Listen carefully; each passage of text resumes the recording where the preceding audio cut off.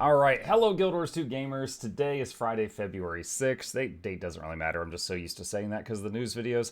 And we are going to do a thoughts video today on all of the new stuff that was added in Update 1 of Visions of Eternity. So for anyone who is newer to the game, with Visions of Eternity, they got the launch features, and then Update 1 is 3 months after launch, 6 months after launch, and 9 months after launch. So everything in this column is basically what we get in Update 1, which is what we just had. So I just want to share my thoughts about it as a veteran player and talk to you guys about what I liked, what I didn't, stuff like that. So the first thing that they've got is they wrote new raid encounter. So the new raid encounter is Keela, Guardian, was it Seneschal of the Waves, which this is us fighting it yesterday, and it is very, very messy, as you can see here. It is a giant crab, and there is tornadoes, and there is tidal waves, and there is giant expanding sand, and there is lightning strikes, and there is a kite phase, and there is a tank phase, and there's crocodiles trying to kill you, and there's crabs that are trying to kill you, and it's a bit of a cluster muck. Now I'm sure players will get better at it over time, just like any fight in the game. But what are my thoughts on the raid encounter as a whole? It was not fun. I was the tank and one of the healers, and we had to ask people to go power because you have to target swap and kill things so quickly, so often. So, Condi people, get out. You're not invited. We had to ask people to go range. So, melee people, get out. Most of you aren't invited. We needed a kiter. We needed a tank. You can have a kiter and the tank be the same person, depending on the situation.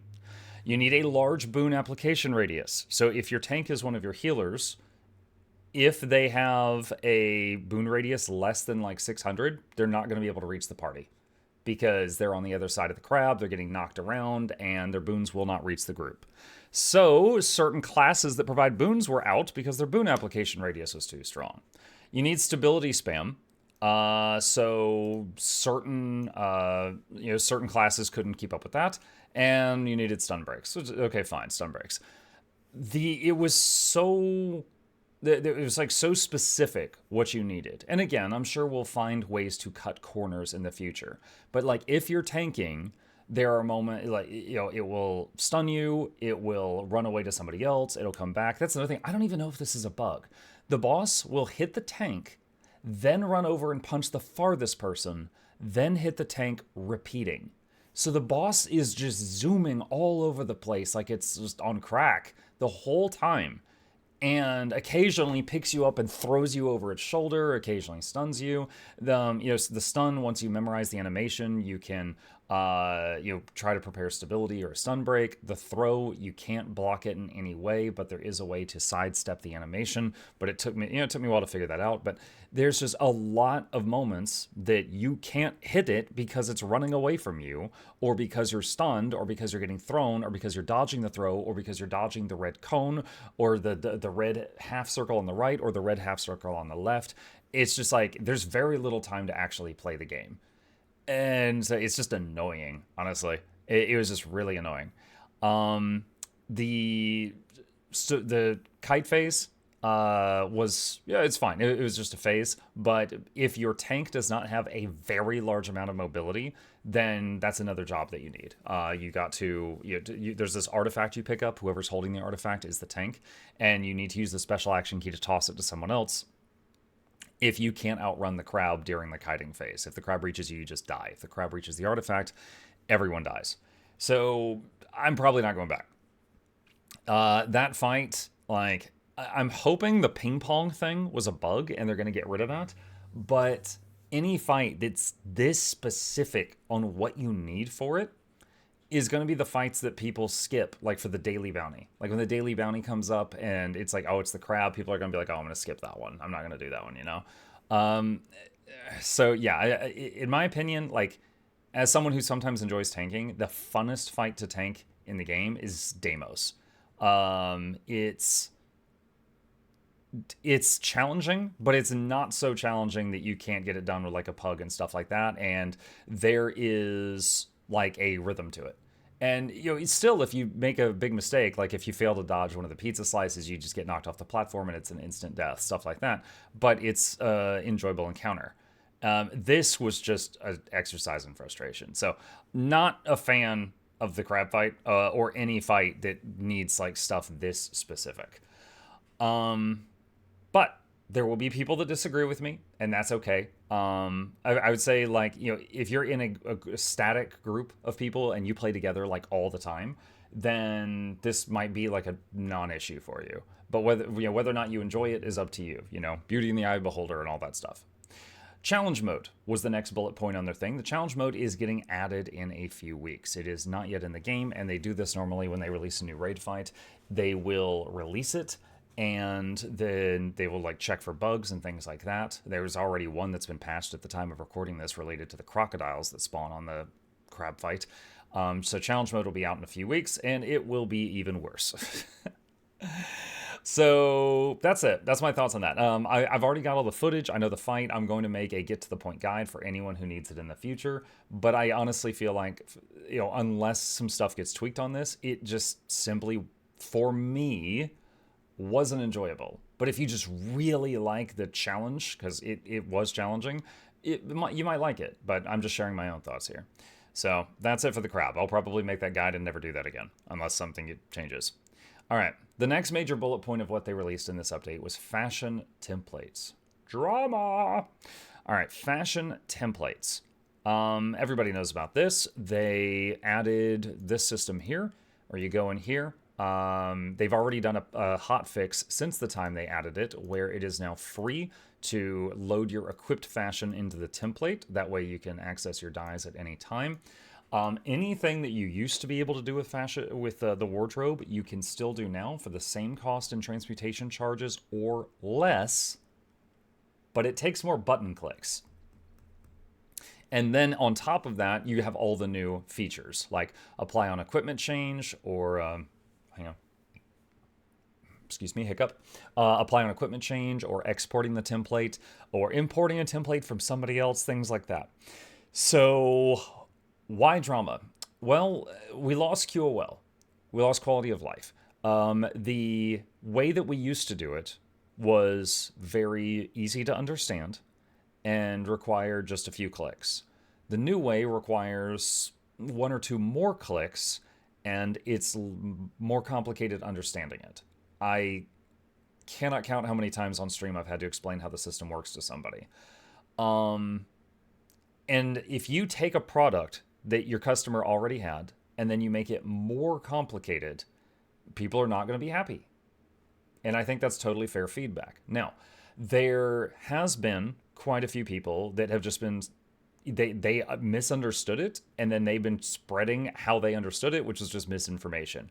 A popular one was they took away a feature we had, and they're charging us 4,200 gems to get it back. No, they're not. You just don't understand how to use the system. Now, I'm not saying it's a great system, but that's just wrong.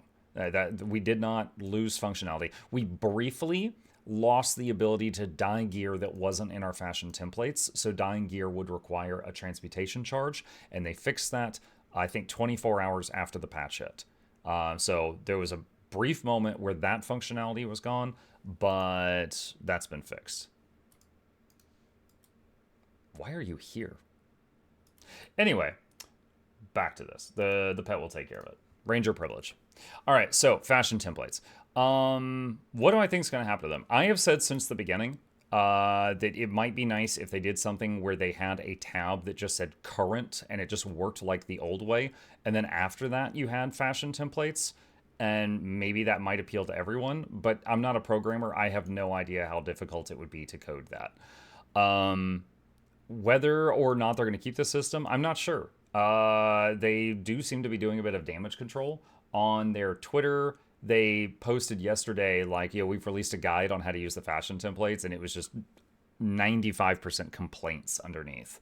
So there are people that really enjoy them. I have had people in my chat say, oh, I came from such and such game, and this is a very similar system to that game, so I love this.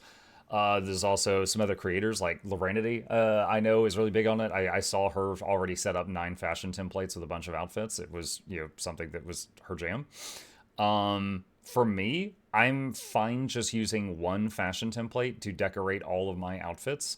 Obviously, I use the wizard hat on everything, but I change the other stuff a little bit.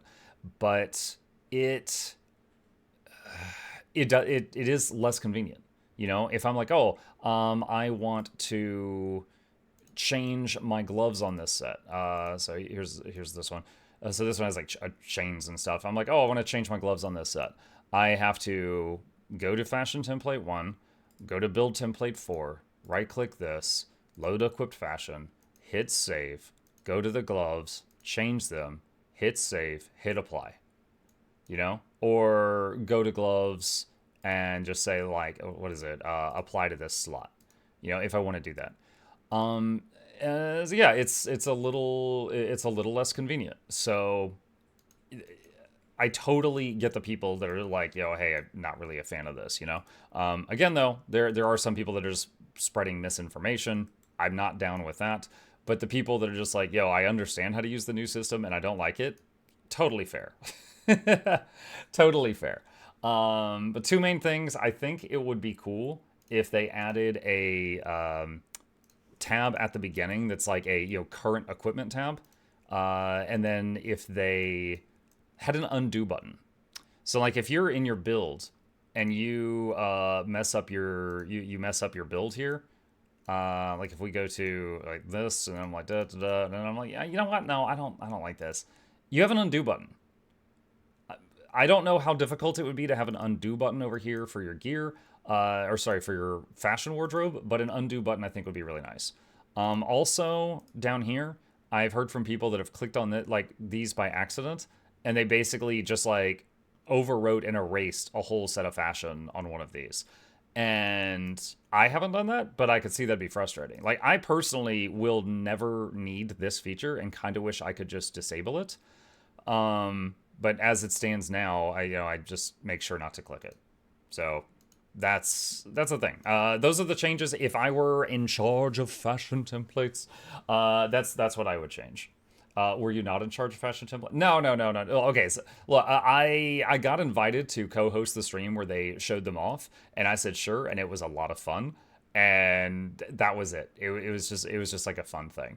But I don't work for ArenaNet. I'm still allowed to share my thoughts. If there's something I dislike, I can talk about it. If there's something I do like, I'll talk about it. That's it. So I think it's cool that we still have our old functionality and also all this new functionality for the people that have been asking for that for years. Because like some people forget, not everyone in the MMO that they play wants the same things, right? There are some people that care about World v World, some care about raids, some care about flying mount tricks like the Wing Guild, some care about homesteads, some care about mucking fishing, and there are some that care about fashion. And the fashion people, I have heard them asking for this template thing for years, many years. But the problem is that while adding that, they did a change that negatively impacted everybody else. And I hope they can find a way to rectify that. Otherwise, we just have to all get used to it. Let's see. Next thing. Raid and strike update. New entry point. This is actually quite cool. Let me... we just talked about something that I said some negative stuff about. Let's talk about something positive. Let me take a drink of water.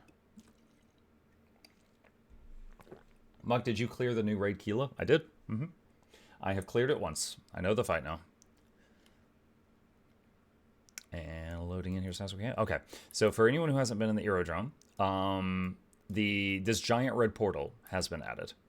And if I go up to this portal, I can click on any raid, and bosses I've already killed that week have a check mark, and I can click on a specific boss, like I want to go fight Matthias, and get a group and go enter, and we'll zone into this raid, and everything is cleared up to Matthias, and we can just teleport right in front of him. Also, all the things that used to be strikes are in here, and you can jump straight to them. They will now only give loot once a week, but they have much better loot. They have raid level loot now when you fight them. So, also, your whole group doesn't have to be in here. Only the group leader has to be here, and they can take people in. And this does a lot. One, it's more convenient.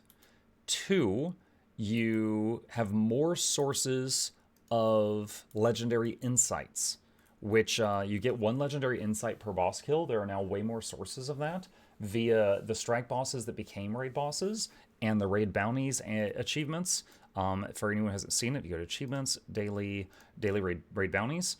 It'll be like, oh yeah, go kill Shiver Peaks Pass. This is the easiest strike in the game. This is the one that people have soloed. Okay, so this strike went in there and I got 2 legendary insights. One for doing it for the week for the first time, and one for doing this raid bounty, which is insane. So each day there's 4 raid bounties. I did 3 of them yesterday. I didn't do Kadim just because I really didn't want to do Kadim. But I did the other 3 and got 6 LI. And if you're working on the legendary armor from raids or the legendary ring from raids, it is now faster because of this. So that's awesome. The daily raid bounty things is cool. You don't need your whole group in here at the same time is pretty cool. The fact that you can just port to a specific boss. There is, I know, a large chunk of the player base that dislike Wing 3 Boss 1, which many people call Escort. It is a long scripted event where you have to keep an NPC alive while they walk from point A to point B. But, you know, if they just want to get in there and bust heads, they can skip straight to Boss 2. That's awesome. You know, this whole thing, I think they did a great job with it. Again, maybe there's problems with it that I'm just not seeing, but in my opinion, I think they did a great job with this. Also, if you kill a boss, without zoning out, you can click the leave instance button, and then it says, do you want to leave or go somewhere else? And you can hit go somewhere else and take your whole group from one boss and just teleport to another boss. So it's very nice. I think they did a good job. They've also done some stuff to potentially make the aerodrome just a hub. Like if you go to this guy, you can get, let me find it here, all these stations in this place, like it's a town. Kind of like the Eye of the North. You don't have to, but it's an option. There's also like a new gambling thing. I already bought it for this week. This guy sells it. It's like 75 LI. And there's a box that has either something ascended in it or like a really rare infusion in it. So it's kind of like a gamble box you can buy if you're a veteran player and you've just got tons of raid currency from over the years. You could just buy that once a week to dump some of your currency and possibly get some really big money items. So yeah, overall, I think they did good with this. The second part of the raid changes was called Quickplay.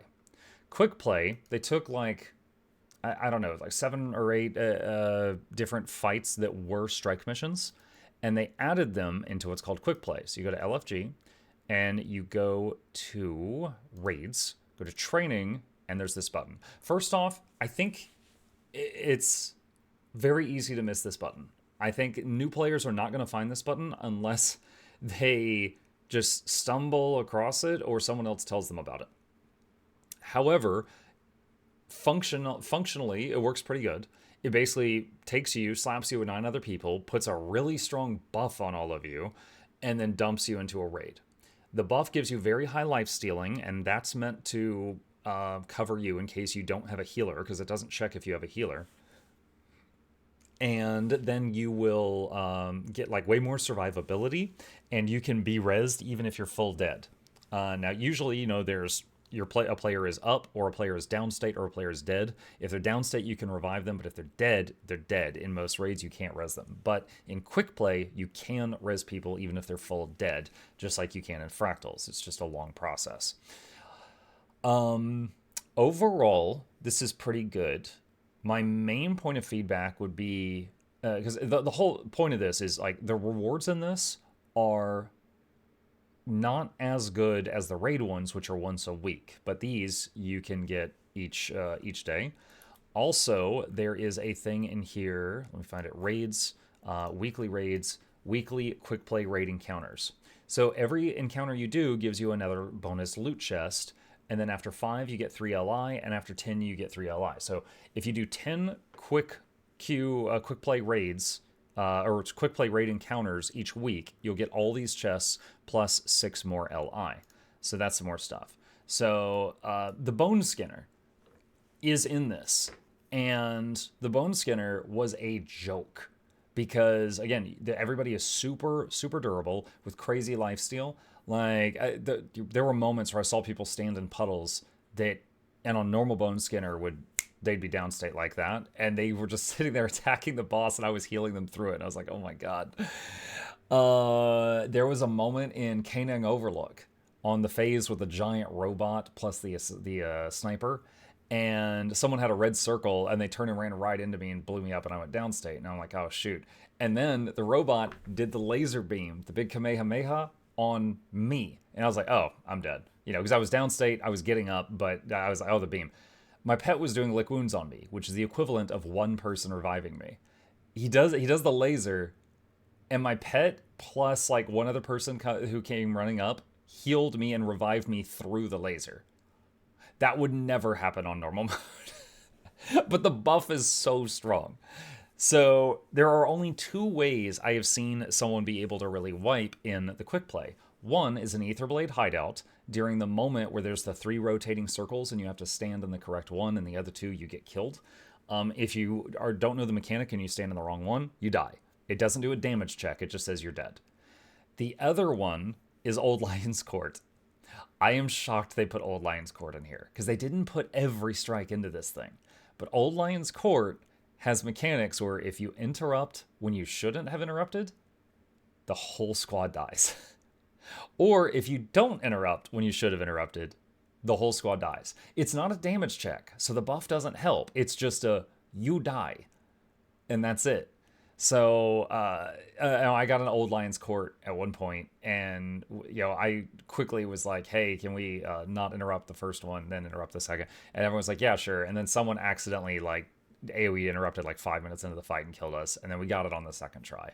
But I've heard other people that just from luck of the draw, they got Old Lion's Court when queuing for quick play like 5 times in a row. So it can be frustrating. So as the fact that this is supposed to be training wheels for raiding, I am shocked that they put Old Lion's Court in there. And I want to be clear, like, I've got a guide video on it, so it helps me out when people watch it. I cleared it on my second attempt, as I just said, when I was doing my quick plays. But I think it's silly that it's in the training wheels category, because I do not agree that it is. But that's my main feedback with the quick play thing, is maybe replace Old Lion's Court with another one of the strikes that wasn't put in there, and it would be fun, because that's most of the complaints I've heard are about OLC. Okay, so let me look at my notes here. 6 new relics. Let's go over those. Visual training set 2. So, Relic of the Alliance, using a Signet skill reduces the recharge of all other Signet skills by 1.5 seconds. Relic of the Coral Heart. After using a healing skill, temporarily deal damage to nearby enemies when struck. And with my current build, it says 340, so I think it scales with power. But it has a 1-second interval and a 6-second duration. So at maximum, this will hit an enemy who hits you 6 times. So you could just say 340 times 6, and that's the maximum amount of damage that you're going to get out of this. So it's kind of like getting the old Thorns type boon that we used to have, but only for 6 seconds. But I'm not sure how much use you're going to get out of this, but that's the second one. Relic of Fog. After dodging in combat, the next incoming strike will always be a glancing blow. For anyone who doesn't know, a glancing blow is what you do when you have weakness condition on you. It cannot crit, and it does half power. So I feel like this could be really good on those builds that spam dodge a lot. Like a Vindicator doing the bouncy, bouncy, bouncy, bouncy thing, something like that.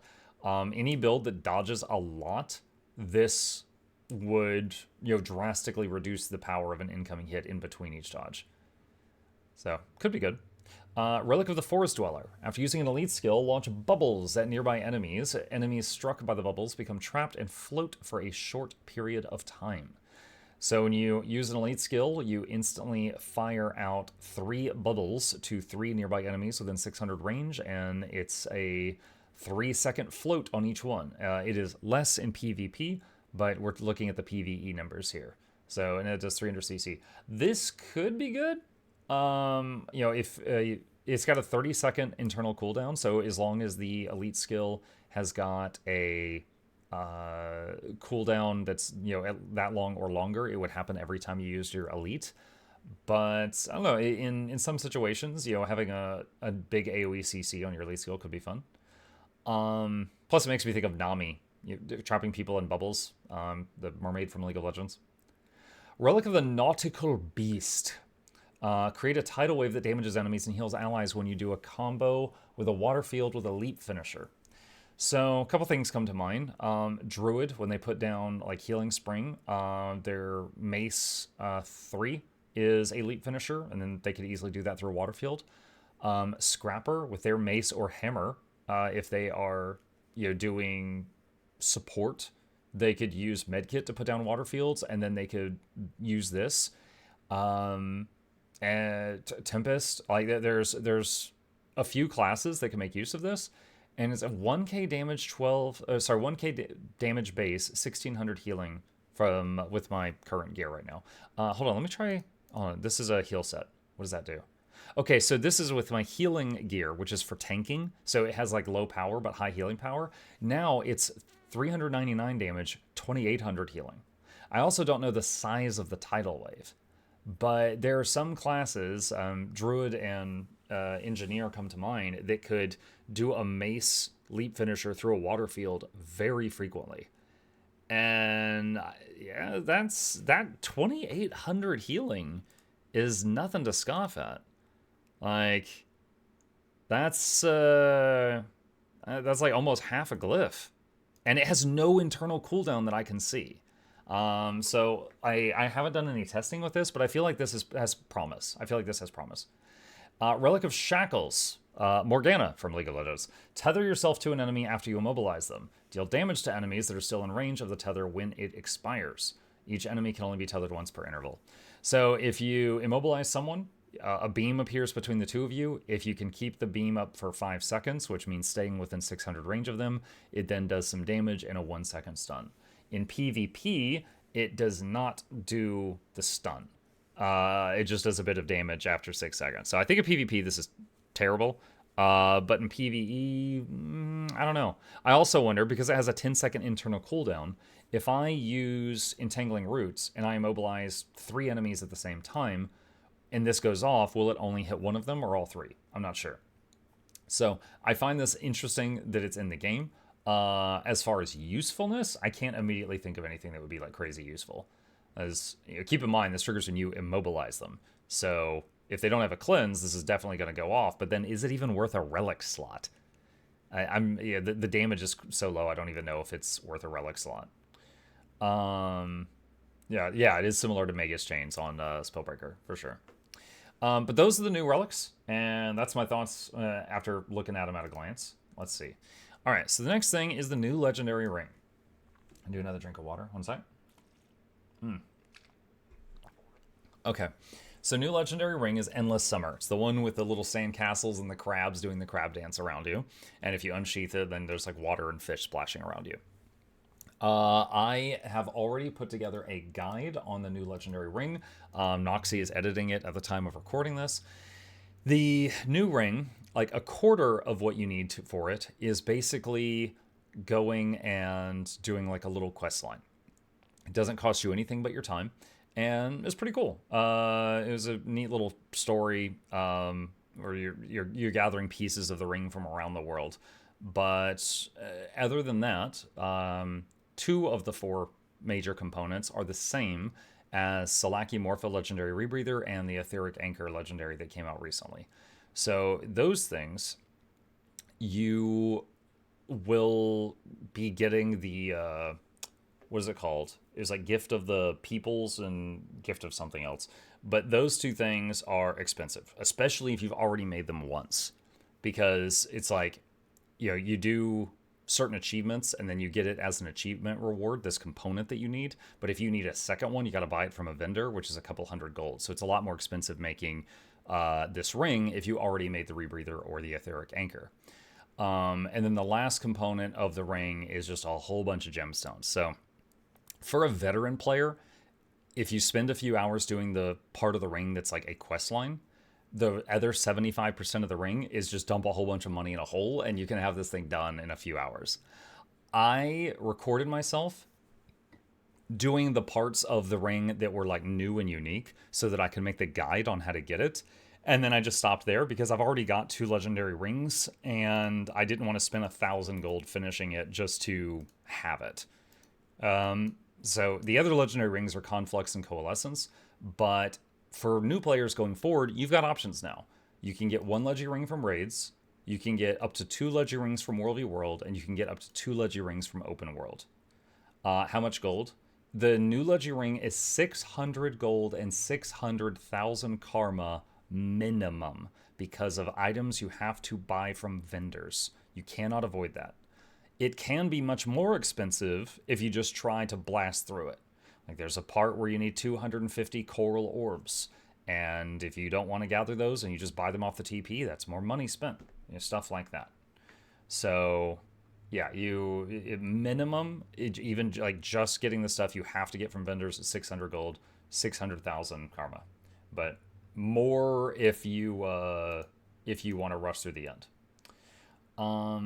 But I again, this is now an option that people can just farm for whenever they've like imagine the average casual player, they get off work, they've got an hour or two to play in the evening, and maybe they can only play 3 or 4 days a week. In their own time, without having to depend on other people, they could work toward this end if they wish to do so. And I think that's good. I think it's fine having a alternative legendary option for one that's already in the game that is very easy, but it's either very time consuming or expensive to offset that. So I think this is okay. Then they advertised a new weapon set. I'm just going to show you right here. They wrote new weapon set. I think what they're talking about, let me head back to where I was when I started recording, is over here. Because there's numerous new weapon skins that were added. But when they say new weapon set, I don't know specifically what they mean. But we're going to go to what I think they were talking about, and I'm going to show you guys.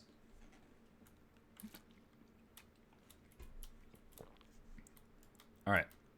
So there's this guy right here, and he sells all of this stuff. And some of it's pretty cool. Like I really like the hard light claws. Look at this. It's a dagger, but it's like a claw weapon. So you can look like a hard light Wolverine if you want to. So there are some pretty cool stuff in here. There's the double-edged greatsword. And then the bleeding edge set of gear. There is some neat stuff. Why is this guy not in the raid lobby? I have no idea. So this guy is over here on the beach. Now, here's the thing. To buy this stuff, it requires gating crystals. Gating crystals say they come from Janther Wild's raids, but my understanding from talking to other people is right now these are only dropping from the crab boss. I killed the crab boss once. I got 12 of these. So that means to get the tropical sand throne, I would have to kill the crab boss near 100 times. I don't want to do that. So I think like some of these look cool. However, either make the gating crystals available from the last 2 raids. Okay, there's someone in my chat saying you get them from Wing 8, and there's someone else saying you cannot. I don't know which is true. I haven't done Wing 8 since the thing comes out. I would hope that you can get these crystals from the most recent 2 raids at least, and not just the crab. I'm getting mixed information on this. In any case, the skins are pretty cool here. They are neat. But I'm hoping that you don't just have to farm the crab 100 times to get these. There's a weekly cap. That's true. If you mouse over it says that there's 150 possible per week. So it would take 3 weeks of max crabs to get the hard light claws right now. Okay. So that is that. What was the next thing? Wizard's Vault Seasonal Vault Refresh. So what did they add in the vault? One thing was the Castoran Coral questline. So if we go here, this gives you an Ascended Sword and Staff. Pretty cool. Good. It's 1,000 points. It's good value. Also, those 2 weapons, they've got this interesting feature. If you use a healing skill, the coral will regrow as blue. If you use a utility skill, it will regrow as yellow, and if you use a elite skill, it'll regrow as red-ish. both of them, so while you're fighting and hitting buttons, they are changing. And it's kind of neat. And also on top of that, if you hate the graphic, you are getting an Ascended Sword and an Ascended Staff, both from doing the quest line. So that's pretty cool. So I've got a guide coming out on that as well if you fancy it. But you're getting two Ascended items for 1,000 points, whereas usually they're 600 each, and then you can only buy one per reset. So that little quest line is pretty neat. I'll have a guide on that coming out soon. As far as the other stuff, they made a few other changes here. Notably, the infinite bags of gold were taken away because people were getting way too much money with them. It's kind of a bummer, but I understand it. It's just going to cause inflation in the game over time. They did add some really nice stuff, like bag slot expansions. Dude, new and veteran players alike love bag slots. So bag slot expansion, huge. Black Lion keys, and there's a few other neat things in here, but you can get some nice stuff in here. I know a bunch of people are bummed about the bag of gold thing, but overall, I'm fine with this change. Like, they have successfully distracted me with bag slots so that I'm not too mad about the other thing. I think that's it. So that is my thoughts on the individual stuff that was added in this patch. Now, as far as the patch as a whole, keep in mind this is supposed to be basically 1/4 of the major updates for this expansion. So, obviously, I missed the fact that we didn't get any story here. Now, they told us from the very beginning we were not going to get story in Update 1 and we were going to get it Update 2. I hope that means it's good. I have said before, and I'll say it again, like, I loved how Icebrood Saga started. I loved how Secrets of the Obscure started, right? Dude, it was dark, it was gritty. You remember, like, Ceres walking toward you, and it was like you're like crawling away trying to stay alive. Like, it was grim. I hated how both of them finished. I think, in terms of writing, that they really dropped the ball for the conclusion of both of those chunks. I hope that, because I did enjoy the start of this. I have a video on my channel that's like the VOE story impressed me. So the story that happened here, I liked. I was impressed by. I'm hoping that with the writers having a 6-month time gap right here, that they will have time to cook and make something memorable. I'm always willing to wait for good story. Because there's other games out there, guys. Like, right, like I can go, if I get bored, I can go play another game and come back to this. But I will, like, I remember Living World Season 4 blew me away, and I remember Icebrood Saga made me mad. Like, yeah, if you have to wait for, like, that's fine. I'm fine waiting for something good, I'm not the kind of guy that's going to get mad if they're like, oh, there's a delay on this. And I'm like, okay, well, I'd rather have something good after a while than something bad right now. So that's fine. So hoping that means that they're cooking up something real good with the story thing. But that, I think, is all my thoughts related to this update. But what do you guys think? If you want to put it in the comments section, tell me if you were happy with what we got, if you were disappointed, if you had some other thought altogether. Let me know, and I will fight you there.